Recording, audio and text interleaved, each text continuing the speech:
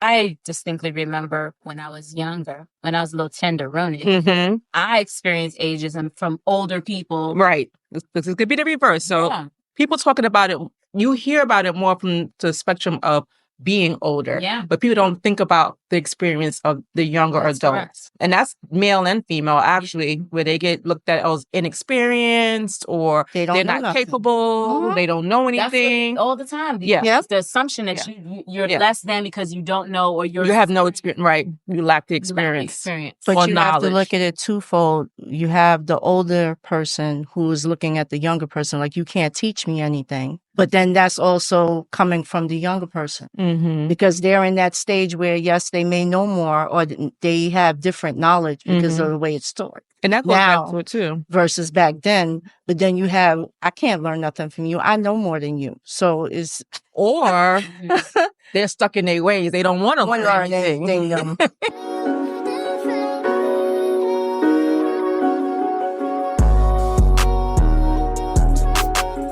Cheers, ladies. Cheers. Welcome to another episode of Not Your Average Aunties Podcast. Yes. Subscribe, comment, follow all social media platforms at Not Your Average Auntie Podcast. Yes.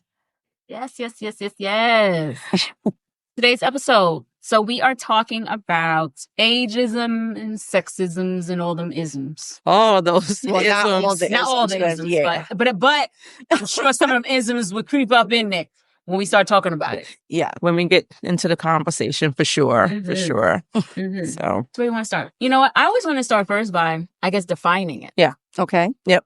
Okay. So I went to the good old ChatGPT. Or Google or Gemini, anyone else. Whatever. Don't discriminate, right? You know. So ageism. I'm going to read it here. So it is discrimination, prejudice, or stereotyping based on an individual's age. It often involves negative attitudes or unfair treatment directed towards older adults, though it can also affect younger individuals in certain contexts. Ageism can manifest in various areas, including employment, healthcare, media representation, and everyday social interactions, leading to marginalization and inequality based solely on age. So let's take that first, unless you want me to go into... No, I was going to... Okay, because go ahead, go into sexism if you want to, because they can overlap, right? They can intersect one another, and they'll probably cover that in your definition of sexism. It sure does. Go on. So sexism is discrimination, prejudice, or stereotyping based on an individual's sex or gender, often resulting in unequal treatment or assumptions about abilities, roles, or behavior. It typically manifests as the belief that one gender, commonly women, is inferior or less capable than the other, commonly men. Sexism can occur in various settings, including, similar to ageism, workplace, educational institutions, media, personal relationships, contributing to a systemic inequality and limiting opportunities for individuals based on their gender. Right. So when you think about those two things, going back to the intersection, or because it'll hit women twice, right? So you'll get the ageism and you get the sexism together more towards females, where they get put into a box, one, because they are a woman, but then second, because of their age. And then there's limitations that not limitations, or they get put into boxes because of those things, right? So then that creates limitations, that creates barriers for them to either be looked at differently because of those things. I like how you said that it hits women twice, because that's so true. We get it. And I just want to touch base a little bit, because most of the time people think of ageism as they associate it with getting against older folks. But I distinctly remember when I was younger, when I was a little tenderoni, I experienced ageism from older people. Right. This could be the reverse. So people talking about it, you hear about it more from the spectrum of being older. But people don't think about the experience of the younger adults. Correct. And that's male and female, actually, where they get looked at as inexperienced or they're not capable, they don't know anything. All the time. It's the assumption that you're less than because you don't know or you have no experience, right? You lack the experience. But you have to look at it twofold. You have the older person who is looking at the younger person like, you can't teach me anything. But then that's also coming from the younger person because they're in that stage where, yes, they may know more or they have different knowledge because of the way it's stored. And that goes back to it too. Versus back then. But then you have, I can't learn nothing from you. I know more than you. So it's... Or they're stuck in their ways. They don't want to learn anything. And that's the sad part, because I never want to be that older person that is stuck in my ways to the point where I cannot learn or unwilling to learn from a younger person. Yeah. Or, I think about technology. That happens. I never want to be, now I may be a little slower, in adapting sometimes than I was in the past with technology, but I just don't want to be out of touch like that. Yeah. I think we need to stay current. We need to be open to listening to, like, I've had younger managers, I should say, and I was happy because I felt like it's a two-way street. Like they're younger and they can teach you some things and keep you more current and more hip and whatever in certain things, but you can also teach them some things too that's never gonna ever change if you're open to learning some of these things that's gonna happen. To learn, yes. But same with the older generation, they gotta be open to learning too. And I found that, like, I'm one of those people like you, and probably, I guess you as well, who embraces some of the knowledge that the younger folks are bringing to the table. I'm a strong believer that you can learn something new every single day. Absolutely. All the time. You should. No matter how old or young you are, you can learn something new. So I think there's another section here, and I think we'll talk about it also in another topic, but for women, especially women like us, you could also add another ism in there, which is what? Colorism. Absolutely. Okay. Yeah. But that's a whole topic in itself. You don't need to add nothing to it. It's an ism. Because it branches out to all the isms. That's the top of the hierarchy right now. Yeah. No, but colorism or racism? Colorism. Over racism? I think they want to the same. Not one in the same. Because colorism goes not just in other races. Colorism is within our own race. Colorism, I mean, to me, it's the same, because you're still the same discrimination over the race and the color too. Right. And that's why I brought it up, because you have it within racism, and then you have colorism where it's within one race. And that's why I brought it up.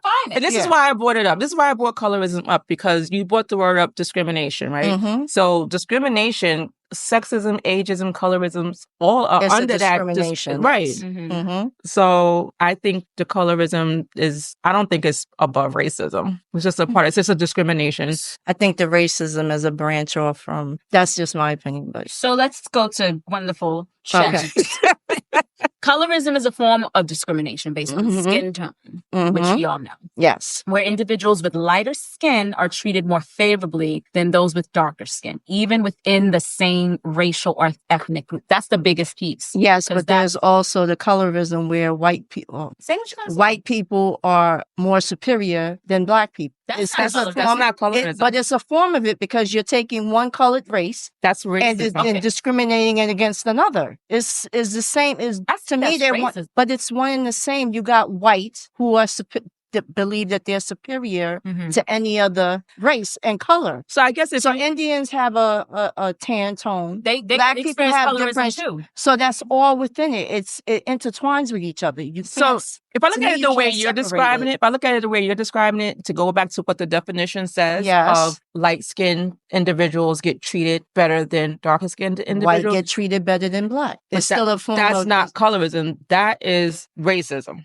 Okay, so let's hold on, because we'll be debating here all day on it. Yes, because it's still, you got shades of color, which is white, black, brown, who discriminate against each other based on skin tone. Yes. So it's important for us. I'm using I didn't want to make up my own definition, which is what I'm referring to. Yeah. I'm Googling it or, Makes whatever. Sense. Yeah. Make sure we because we all have our own to anchor on it. Because we all have our own. We all have our own ideologies of what it is, right? Yes. So let me just finish the definition of colorism, and I'm going to read the definition of racism. Maybe that'll... Okay. So back to colorism. Colorism is a form of discrimination based on skin tone where individuals with lighter skin are treated more favorably than those with darker skin, even within the same racial or ethnic group. It often stems from historical, social, and cultural biases that associate lighter skin with higher social status, beauty, and privilege, while darker skin is unfairly linked to negative stereotypes. Colorism can affect opportunities and everything, right? Yeah. The same thing with other, right?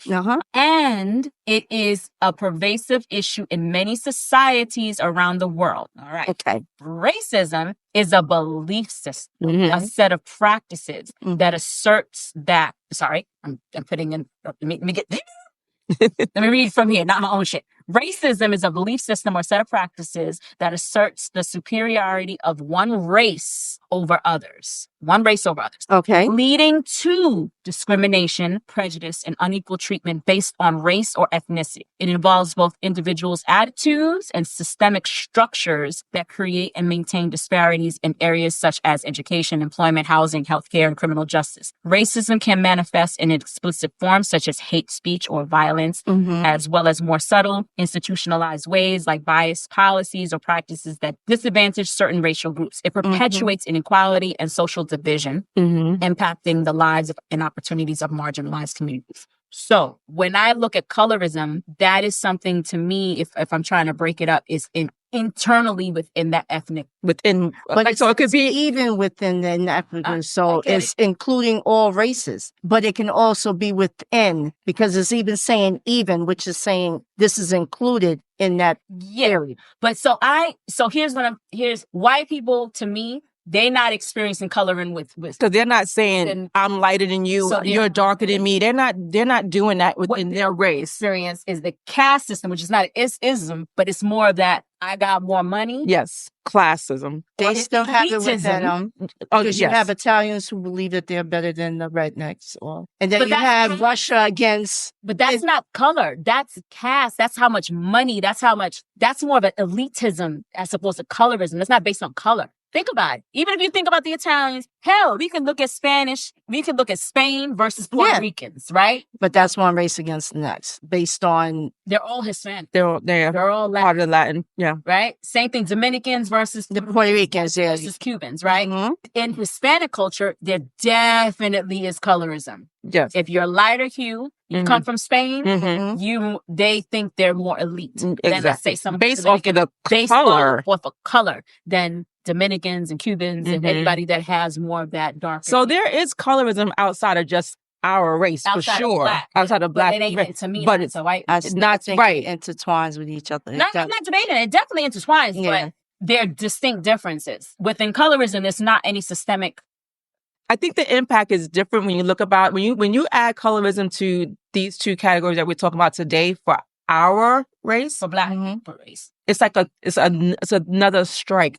Yes, against us, notch, right? In addition to racism, right, and sexism, and sexism. So, as a woman, because we can only speak about the woman's perspective, we can speak about men, but it's not. It's to me. I tread lightly on that because I'm not a man, right? Right. Because you can look at it still. If you look at it, we all had some experience in corporate America. When you look at how you grow within a corporate ladder and the different races or sexes, so.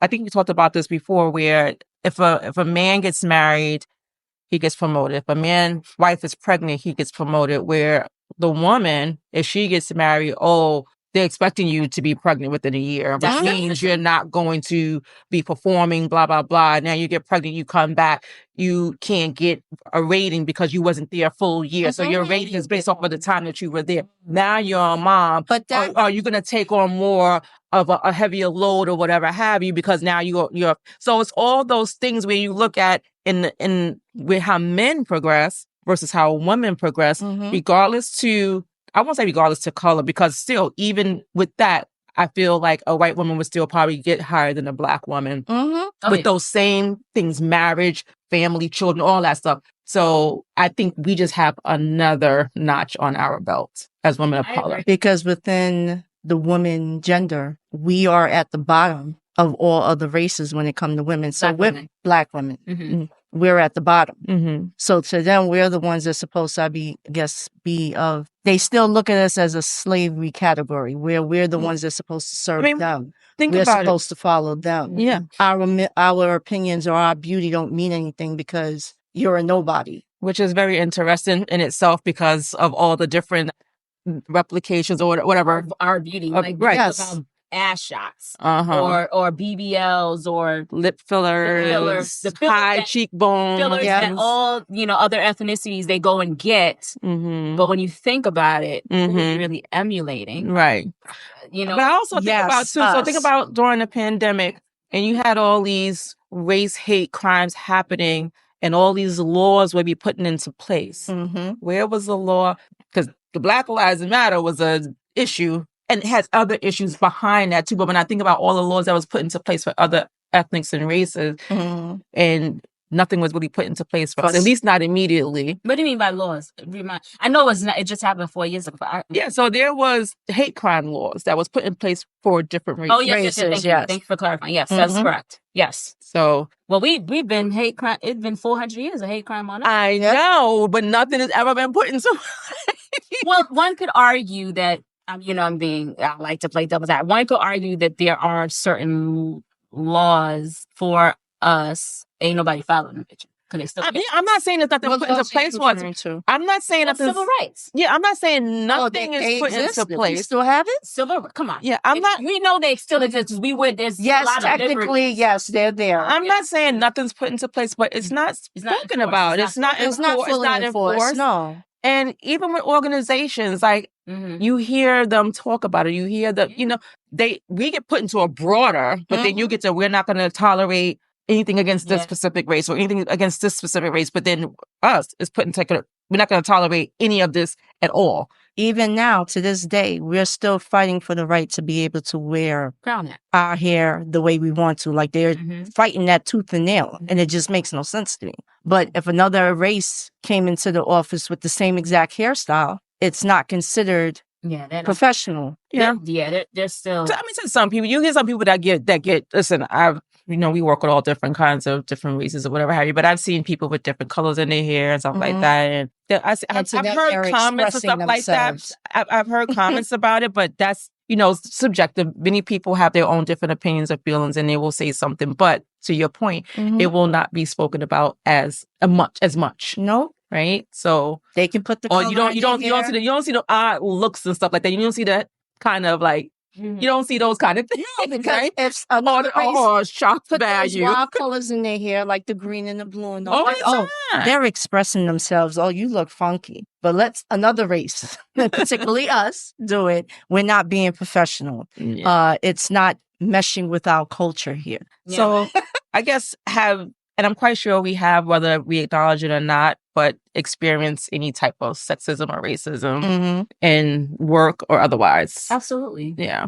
In what way? Tell us about it. Which one you want to tackle? Tell us. Whatever one you want to share. Let's get into it. Let me see what I want to share, because there's so many different examples. So if I look at the sexism piece in the workplace, let me not even do that. Let's look at the ageism, because oftentimes being in corporate America, trying to climb that corporate jungle gym, and I was in corporate America for a very young age, from the time I was 18 years old. So you look young, people underestimate your abilities. They think that you're incapable of handling certain things, or you're not mature enough to handle certain things. I've experienced in that way. I've also, as I got into my 20s, mid-20s, well, I should say late 20s at that time, I had a manager who I was always being passed up for different opportunities to manage certain accounts. And I took the initiative to actually ask and probe, like, okay, what's going on? Because I know I was pulling in the numbers. Let's be clear. I was bringing in business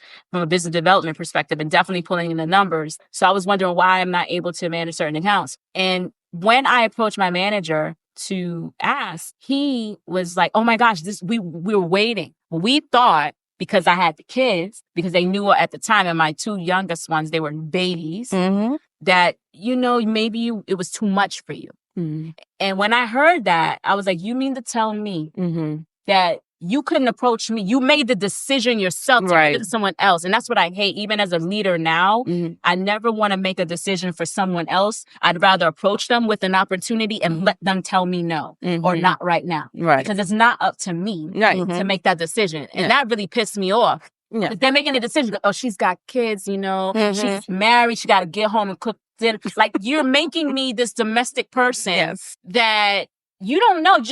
So when he said, oh, yes. And then they gave it to me. But I was like, you were waiting? And he even said, well, we know you have the little kids. And what does that have to do? I didn't have those little kids and still bringing in the money. And that comes from this mindset too, because there's this thing that you hear, you have to own your career, right? Oh, yes, you do. And yes, that is very much true. You do have to own your career. But as a manager and as a leader who's leading people, mentoring people, you should recognize your talent. And to your point, why are you waiting for me to come and approach you about something I'm clearly capable of doing? Yep. They was not going to approach me until I was just like, that's a little disheartening. So then when I got into a position as I climbed the ladder, if you will, and then I was able to establish my own teams. I always wanted to change that narrative. Like I mentioned, like, I'm not going to make decisions for people. And then I had to, when I was in those rooms with other senior leaders, and they would talk about, like, when you're doing the rating scale, the hypos or high performance folks, and we're having those discussions about other people. I'm like, all right, I always wanted to be that equalizer. Like, okay, this person's high performance, but you're not going to give her an opportunity because what? And when you challenge them, they were like, what? Can she do it? And then it became a thing like, Shaq is going to always disrupt. No, seriously. I'm like, Shaq is... Well, but you need that disruptor in the room because I need y'all to... And not from a negative way, from a positive way, right? It's to shine some light. It's to fight for others. To me, a good leader is someone who's going to fight for you when you're not.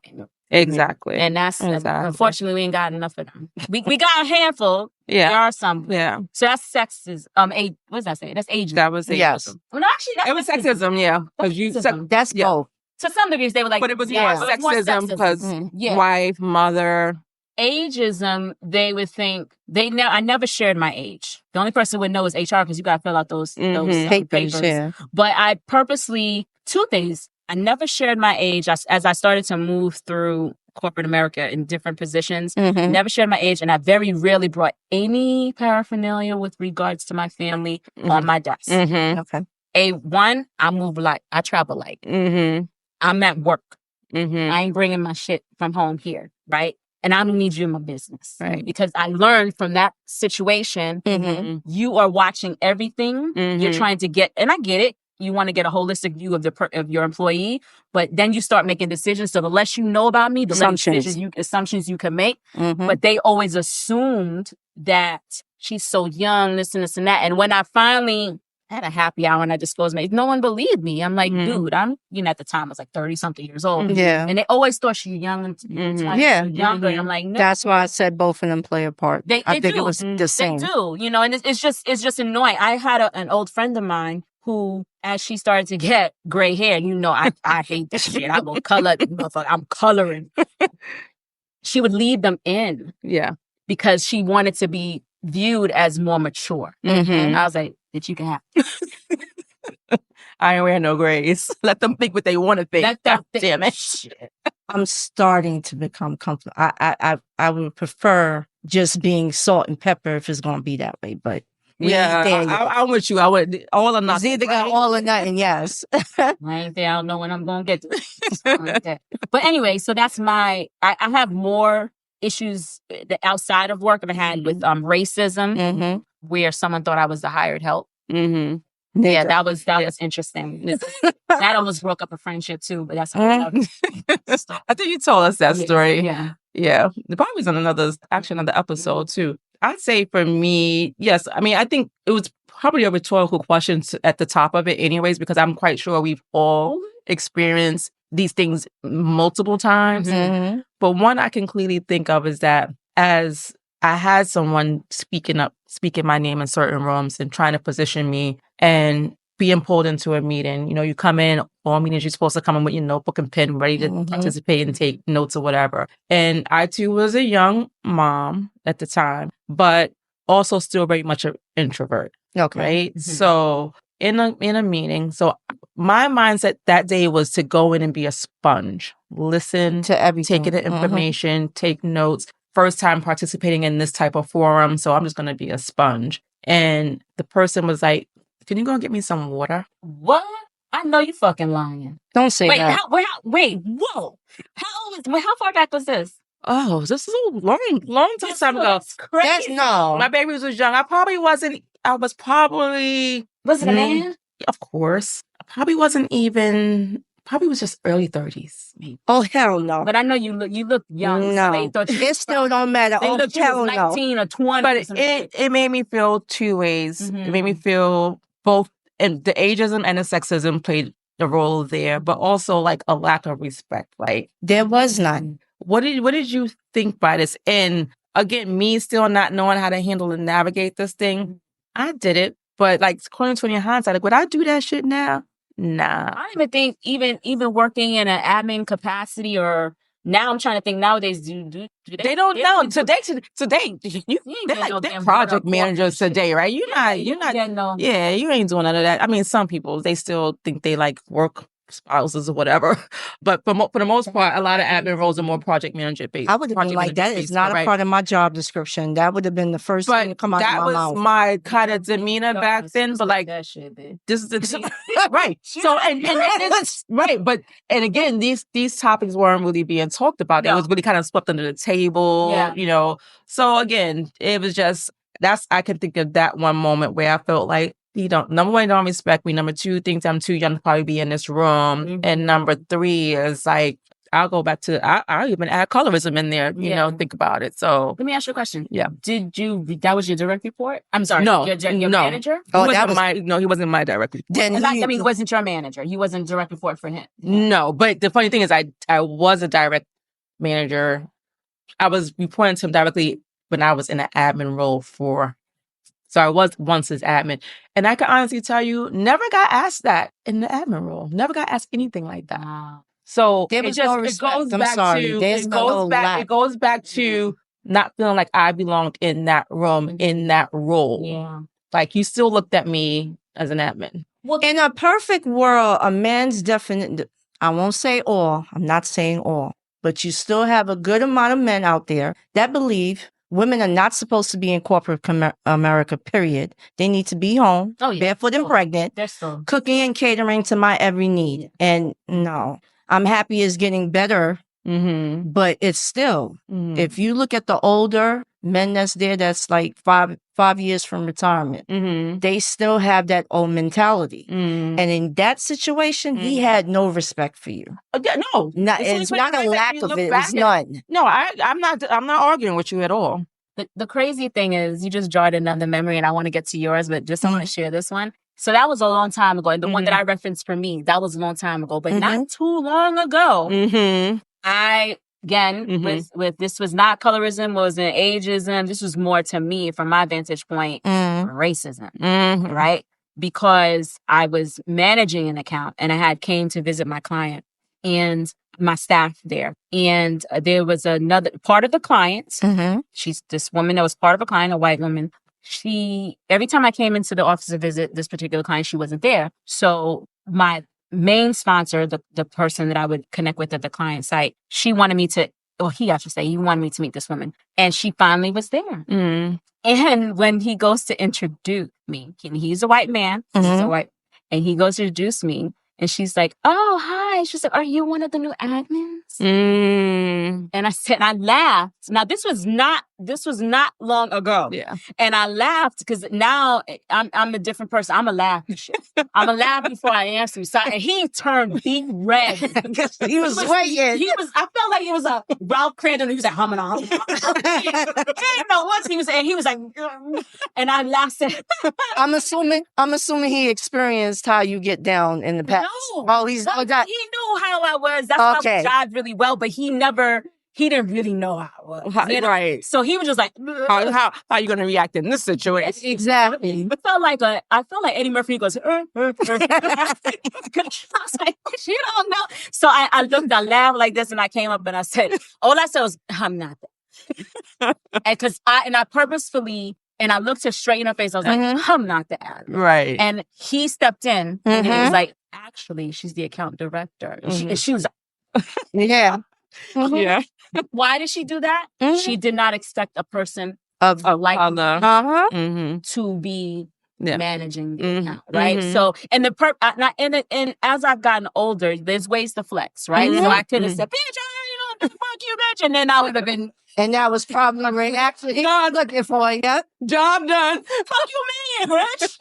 You mad? No. So no, you can't. Yeah. No. You gotta. So in that respect, he needed to step up, and if he didn't, then I was prepared to be like, no, actually. So it's annoying. It is annoying. And while you say that is more racism, I agree. But sexism and ageism don't only come from men. No. It comes from our female counterparts. Yeah. It sucks. Yeah.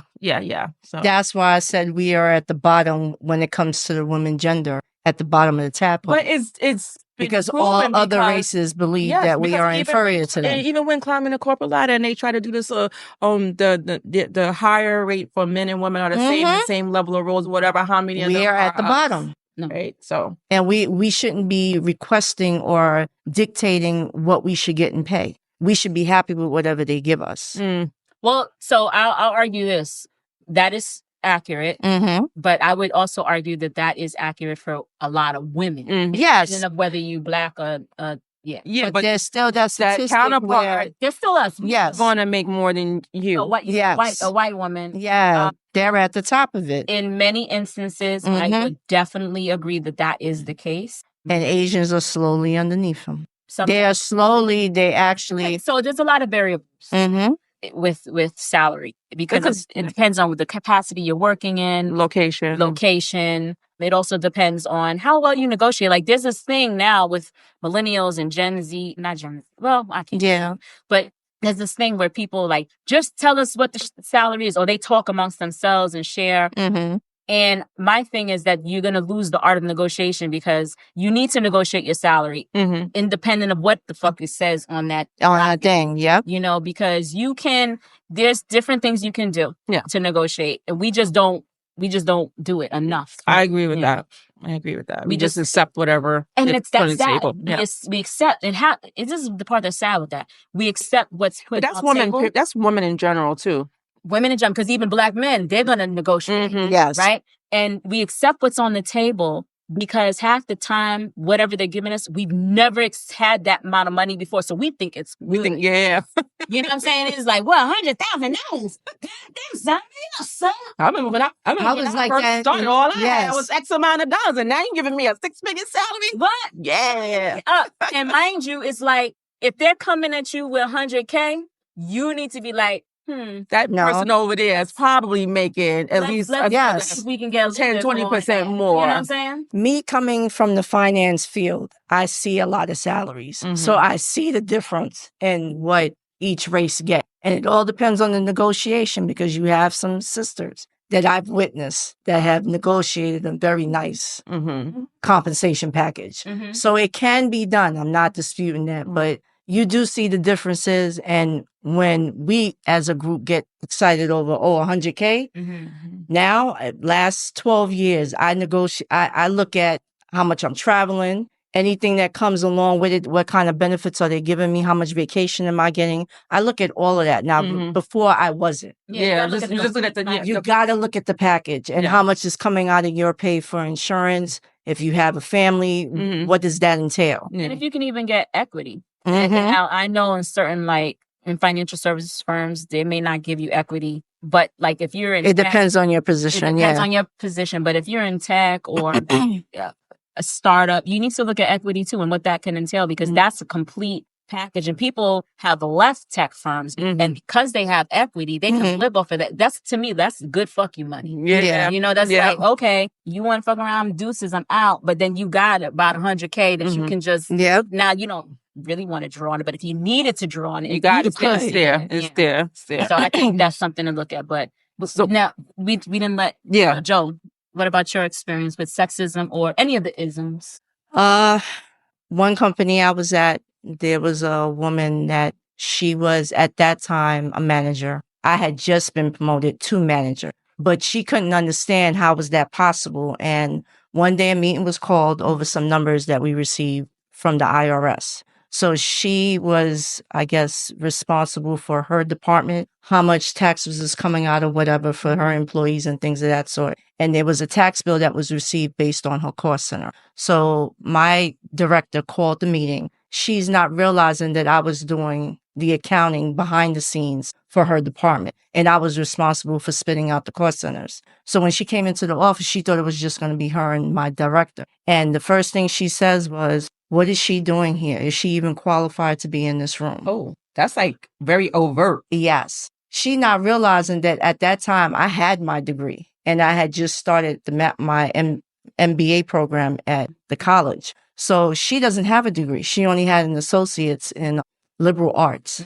And she didn't know that I was aware of that. So when she made the comment, my boss, because I was sitting on the side of her desk, she immediately grabbed my hand and she just looked at me telling me, I got this. And she explained to her that it doesn't matter if she's been doing the accounting here, she needs to be in the room because you're having an issue with one of your bills. So she says, well, I don't want to sit here with her. Oh. It was written. So this that was the worst. Lot of things. It was a whole lot of things. Like stacked on. You need to have HR is still they really for the company, but that's so my boss immediately asked her. She said, "Does something happen here that I'm not aware of? Is there something we need to have a discussion on?" And she says, "No, but I just don't feel she should be in the room with us."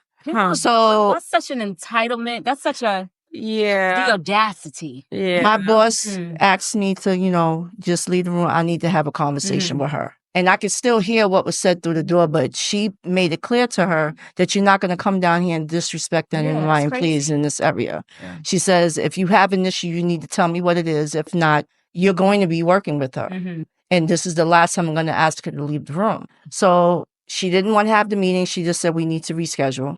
She left. My boss told her, whatever it is, try and figure it out. She says, why don't you invite her for lunch or something? Or set up a 10, 15-minute meeting. I'll be close by. Told you to do this. She was trying to see. To try to bridge, To bridge the gap. She said, there's something. I said, no, from the first time she's seen me, which she assumed, she didn't know I was in this department, obviously. But it was just the vibe that I was getting from her. She does not like me. And for what reason, I don't know. But I haven't had any conversation with her or interaction for her to feel that way.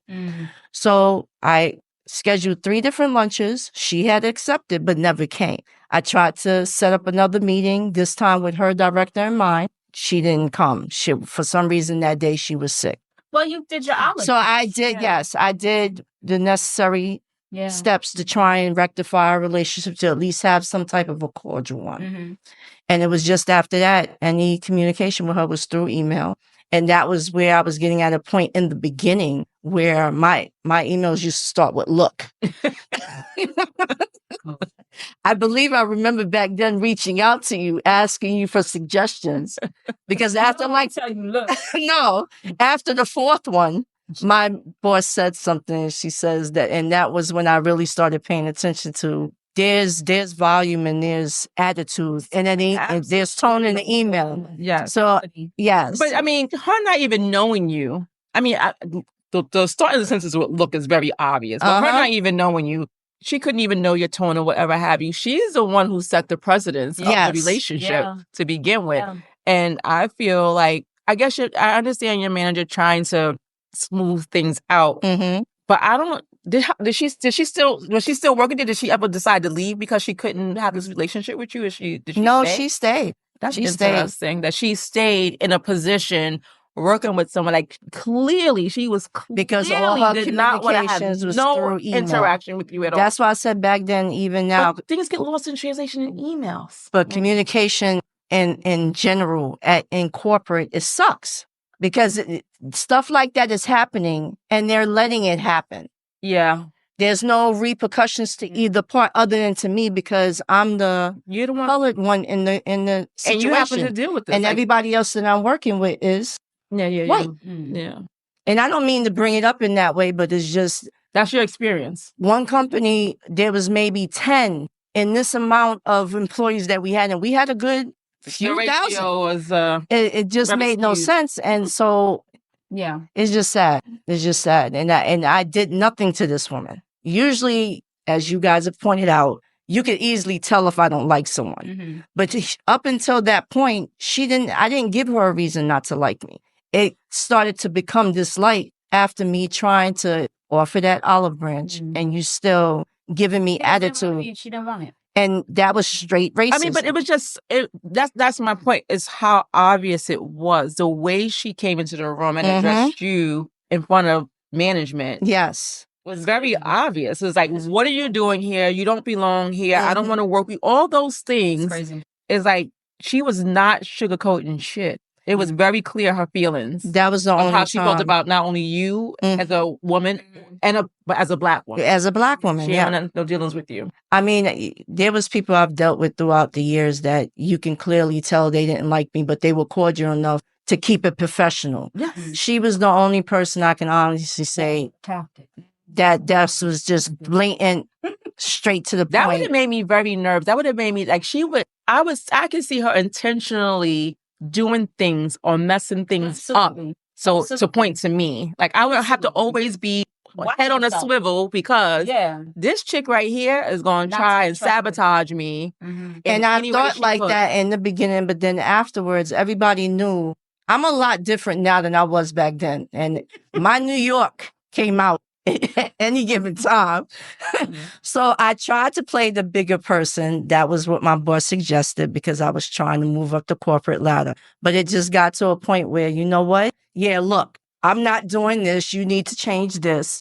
And if you have any other questions, you can let me know. Other than that, this conversation is over with. And that's how my emails was going out. That's a hard-working environment. I'm toxic. I feel like I'm sort of dealing with something to that degree right now where it's very, I don't want to say combative, but it's like a power struggle kind of thing. And like this person is pretty much new to the group or whatever have you, and they have ownership of a project, fine. But it's like I own this project and I want you to know I own this project. Yeah. Period, point blank. And it's like, okay. Your words and your thoughts don't mean nothing over here. And it's fine. Like, I don't want your project. Own your shit. I want to pivot back to ageism, racism, or colorism, or any of the isms, sexisms. Let's take it into Hollywood. Right? Let's talk about how, I'm sure, now none of us are actors or actresses or anything like that. Oh, I shouldn't say, is that a dated term, actress? Yes, it is. Actors. It's gender neutral. Gender neutral. But when you think about even the women who are actors that are not getting paid, and particularly Black women. Yes. Getting put into roles. Yep. That are just like, it's sad. Their lead, well, there's been some that the lead role they have, but they're still not getting paid like what a Julia Roberts would, or nowhere near it. They haven't seen the value in Black women in Hollywood, but we bring so much to the table. And you hear it being vocalized. If you think about Monique. Taraji P. Henson. Taraji P. Henson, yes, she's been very, very vocal. Like, and you know, people, her thing. One of the statements that she made was like, people said that she's always working, and she's like, because I have to always work. Yep. Because people don't look at the overhead of somebody in that profession, right? They think, oh, this person this amount of money and making all this money and it all goes to you. No. No. You know, I have my agent, I have my PR, I have whatever the cost that comes behind that comes out of that, whatever that salary is you're getting. If you're not making the same thing, even it was Monique against what's her name, Amy Schumer on the Netflix kind of thing. It was back. Yeah. So it's very much discrimination in that space, and because the amount of money that they offered Schumer versus her was disgusting. Right. And we only speak from the things that from what we've seen and heard. But it's obvious. It's becoming more obvious because now they're talking about it more. They weren't talking about it a lot back then. So and it sucks because we bring a lot of salt. We do. You know, we do. We bring all the sauce, which is. we do. We bring a lot of social. We don't.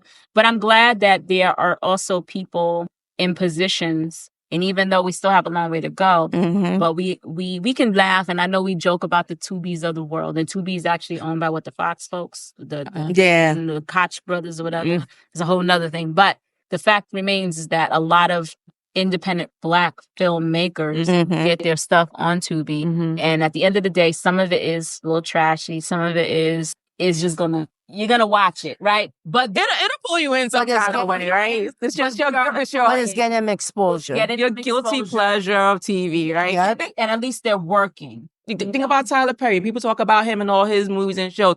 The crazy thing is he's still employing. He's employing people, Yeah. and people are talking about it, whether it's good or bad. Yeah, and that's the one thing. Like everybody wants to, he needs the writers or he's this and that, and I get it, I understand, but he's employing. Yeah. Oh, and he's giving them diverse roles. He's not putting them in a box. Yeah. No. When you see a character, you see an actor on one film or one TV show and see them in another film, they're not playing that same type of character. No. Yes, he's giving them the range where Yeah. these other companies or whatever are historically Hollywood. If you think about Nia Long, all the roles that she primarily, from what I've seen, they all kind of like the same.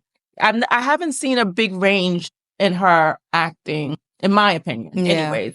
But I look about the things that she's played, and they all seem very, very similar and close. So that just so with that doesn't necessarily mean, I know that's not what you're saying, that she can only act in that capacity. That just means someone else is not seeing her, right.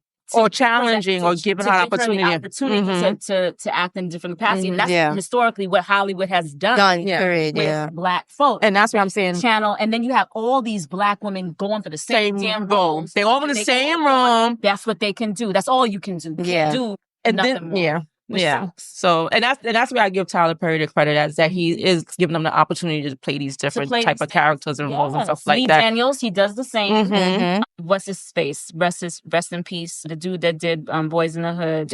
Singleton. Yeah, John Singleton. That brother was given. Now one can argue because John Singleton he had higher learning, so he was trying to really branch out too. Yeah. And then even with Snowfall, like that before he passed away, like he was giving mass range. So I love that. Yeah. And that's what I'm saying. As we see it more now, which historically, and still Hollywood still has us pigeoned. Yeah, they do. Into one. They do. And even I will even go, like, when you talk about some of the shows that tell our truths, these shows don't last. They'll give them maybe one season, 1 or 2 episodes. Thinking about the film with Regina King played in it. They did 2 seasons. American Crimes. American Crimes. American Crimes. Yeah, that was good. Good series. I felt like it was telling a lot about stories that they don't want to be shown, or they don't want to be highlighted. And again, it just goes back to, and I know we still talking about ageism and sexism, but other ism keeps coming circling back, right?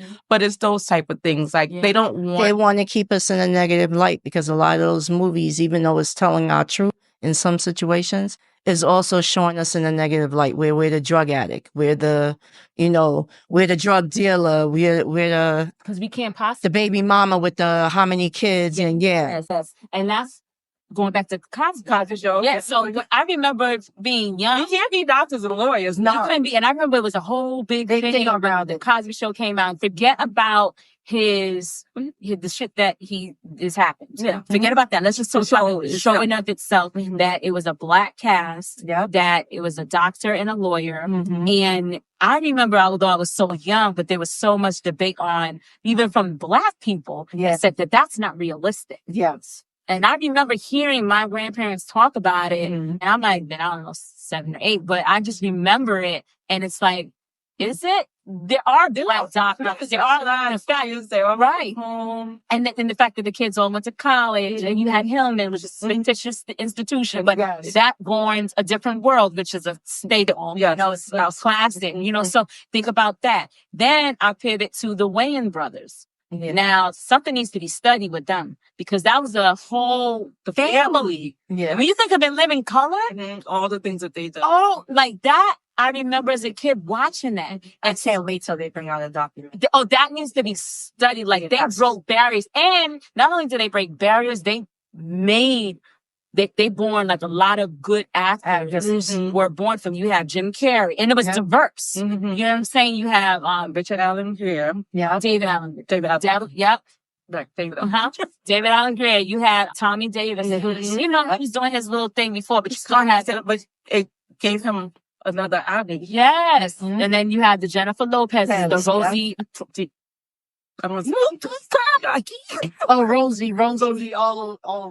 Come on! Yosi Perez. Yosi Perez. That's what, yeah, that's like, I was going to say Diaz, and that's wrong. yeah. So that Spike Lee, Yeah. gotta give him his flowers too, sure. because come on, he had state. And he was another one who would hire the same actors in for different films. Which I love because they show range. I love it. They even kept giving us jobs. Like, Yeah. So even going back to Tyler, right? So now Tyler's giving us jobs, but he's not only just giving jobs to the actors. I'm talking about what about the people that's doing the highlight, the production, and all of that? He's giving they're it. coming from behind. They're coming from in front. And come on now, you got to give him. We can critique as much as we want. And I get it. Mm-hmm. There's also a thought process around when we talk about critiquing people or our folks when we talk about creatives that they say, well, you should be able to handle the criticism because we don't have to stand for mediocrity. And I get that. I understand that. But also let's give flowers to the people that are just trying Or doing the thing, making shit move. Right. He's making things that others are not. And the thing that he is doing that others are not is that he's giving people jobs. Yeah. Whether the wigs are horrible or not. But you know what I mean? They talk about them damn business. They talk about the wigs all the time. But I don't care what. But no matter how bad it is, you're still paying attention to the content. You're watching it and you're talking about it. Yes. People are getting paid and they're getting seen and they're getting other opportunities elsewhere. Other places that you can't say that for a lot of people. No. See, I love it. I love it. And I applaud the man. He's doing that. They already came from the guys. I remember when Rich and I said we saw his first play in the Chitlin circuit. You know what I'm saying? We was going to plays and seeing before he became anything. He was just rocking with the plays. And this one, Rich and I used to see plays a lot. And it was funny. Yeah. And that's what gave I was like, who is this man? And then, I always get black man. Okay, dope. And it was funny and the singing and this and that. And then it always has a story. Always a message. It's always I'm saying never walked away from any of his films or plays without a damn message. No one can say that. Now, a lot of them, yes, but some of the plays historically they became repetitive because you always knew them be something. Right. But still, acting, singing. I love it. I think, and the same thing, like, I always wonder, going back to the Wayans brothers, like that, Keenan, he, wow. And the fact that every family member, was a lot of them, but most of them. Yeah. How many are there? Like 10. Yeah. Well, it's like 10. At least more than half of them. And then even now their kids. Yeah. Yeah, I love it. I love to see that. Wayans is on Damon Wayans. That's like Wayne. That's can be hard to see. Girl, that's your shit right. I used to have a little crush on David Wayans, and I told you, I ain't got no business. I was trying to be 10 years old. You crying. Yeah. But only of those topics had a son look just like you spit him out. Yeah. But the talent, talent, and people try to say they corny too. Nah, everybody's different. That's same with comedy. Yes. It's subjective, right. Subjective. So what I find funny, and I laugh at some stupid shit. I can't help it. But, somebody else may not find funny. But my thing is, I love to see, when you see families like that, or even people like that are breaking the odds, whether it's sexism, colorism, ageism, whatever, I always find it inspirational because it's like, that just proves you can do it. It may face challenges, but it's possible. Yeah. So, and going back to Tyler Perry on that point, the characters that are playing in a lot of stuff now, the age ranges are nice. Yeah. It's from young to, I don't know how old. So think about just a married couple name that play in a lot of this. They're funny. I know. The man. They're over a certain age, and they're still being employed. Yeah. So that's that range of, he's not putting them in a certain age category. Yeah. Or he's not saying they're not hireable because they're of a certain age. So I'd love to see it. It's inspirational. And I think it shows the more we can, first of all, there's going to be younger creatives that are looking at the Tylers, looking at the Lee Daniels and all the other folks that we don't even know that are creating these films. Marcus Houston, he does a lot on TV. He's a lot of movie stuff. And what's this guy? Carmichael? What's his name? Carmichael? He had a show too. He's a younger one too. I think it's someone. It's the Carmichael show, was it? Look at his name. That's what we got confused. But he's a producer, director. I think I'm trying, probably both, but I know he had a show.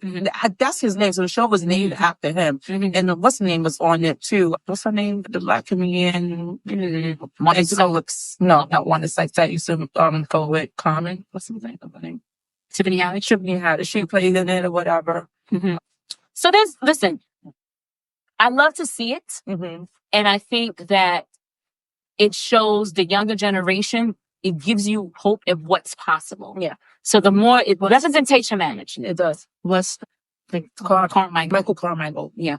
But it showed, and that to me helps, even if you're facing like all these isms, when you see someone else that's able to persevere, it gives you opportunity to say, I can do that. I can do that. That's why it's important to have these discussions. And that's why even with this podcast, discuss coming together as aunties. But it shows aunties, right? Let's say aunties and uncles, they being talked about a lot today. So we must be doing something. We're doing something because I think it gives people, even I would say for me, the hope that a younger sister can say, you know what, as I age, I don't have to, I don't have to be old. There's nothing stopping me. That's the age does not. Ain't nothing they can do. People start getting lots of things at our ages and older. Yes. And be very successful. Yes. Right? So, yes. I think there's a 14 or 15-year-old girl in Brooklyn right now who's have her own food truck. Oh yeah. Oh my God. It's amazing. Yes. So that's on the flip side of it. Like, so people starting businesses a lot younger.